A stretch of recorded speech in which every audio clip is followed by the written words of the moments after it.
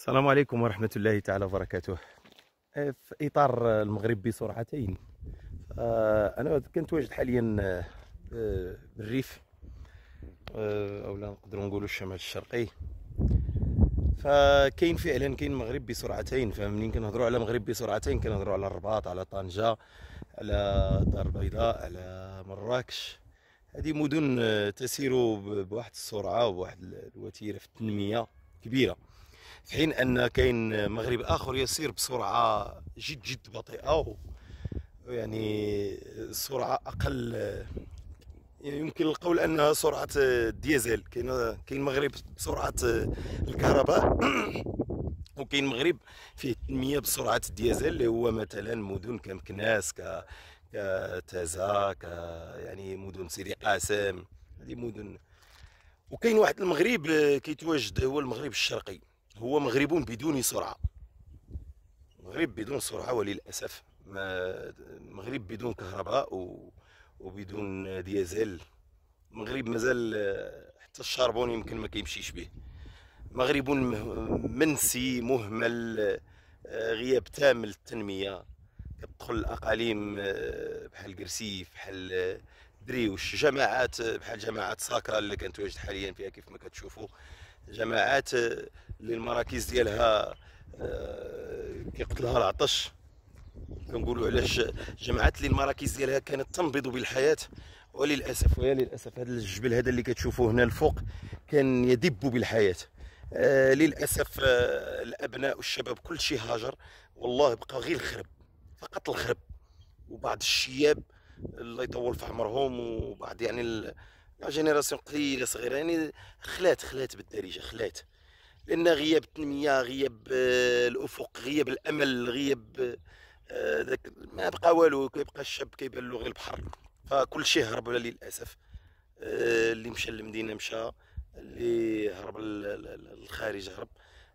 مضطرون، يعني ماشي حتى واحد ما كيبغي يفرق بلادو، ولكن مضطرون لا ابطال. مؤسف جدا اننا نشوف مغرب بثلاث سرعات وليس بسرعتين. كاين مغرب بسرعه كيف ما قلنا الكهرباء، ومغرب بسرعه الديزل، ومغرب حتى السرعه ديال نتاع الشاربون ما كيمشيش بها. مغرب مهمل، مغرب ما دخلش في خرائط.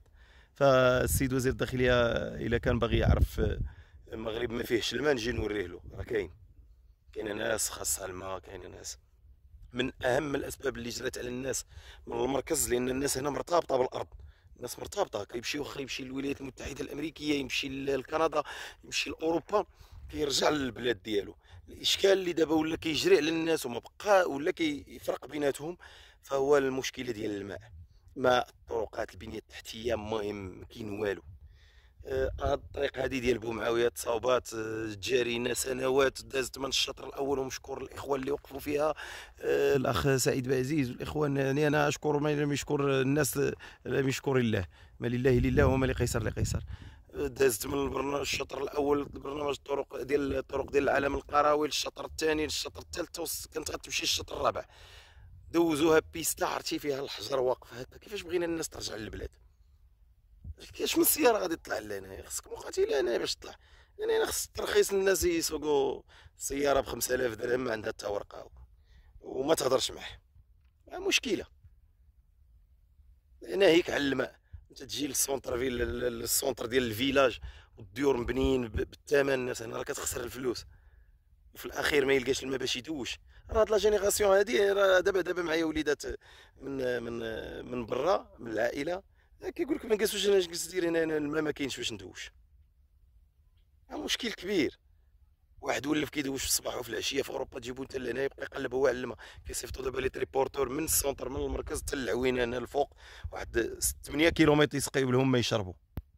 الماء اللي جايبه الجماعه، اصلا الجماعه ماشي نورمالمون، خص الجماعات ماشي هي اللي خصها تتكلف بالماء صالح الشرب. مع الاسف كانت مكلفه.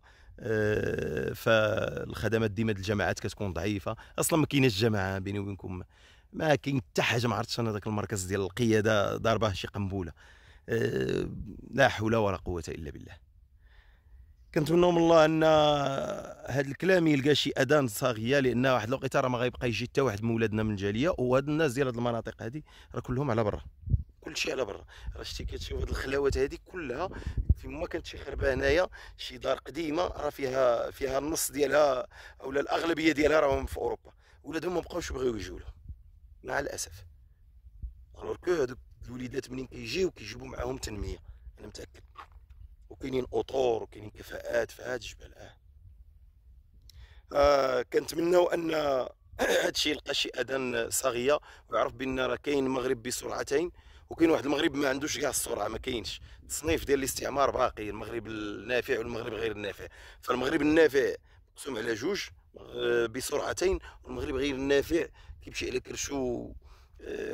يعني حتى الزحف ما نقولوش يزحف، لان بعض الزواحف تسير بسرعه، لكنه يسير السير او يمشي مشي السلحفاه. السلام عليكم ورحمه الله تعالى وبركاته.